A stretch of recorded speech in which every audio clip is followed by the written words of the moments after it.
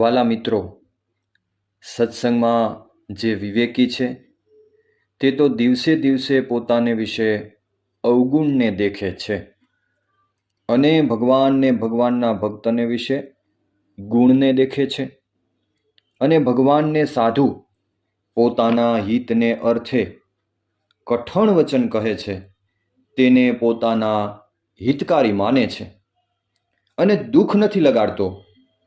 તે તો દિવસે દિવસે સત્સંગને વિશે મોટપને પામે છે. અને જે અવિવેકી છે તે તો જેમ જેમ સત્સંગ કરે છે અને સત્સંગની વાત સાંભળે છે તેમ તેમ પોતાને વિશે ગુણ પરઠે છે.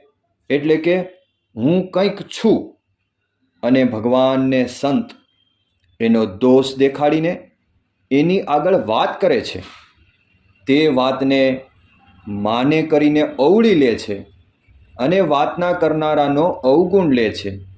તે તો દિવસે દિવસે ઘટતો જાય છે અને સત્સંગમાં પ્રતિષ્ઠાહીન થઈ જાય છે.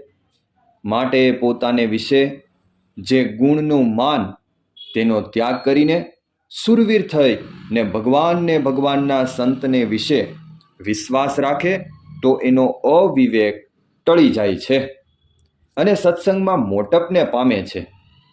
બાકી તો પંચર પડેલ ટાયર ક્યાંય ચાલી શકતું નથી. એવી રીતે જે અવગુણ લેનાર વ્યક્તિ ક્યાંય ચાલે નહીં એ 100%ની વાત છે.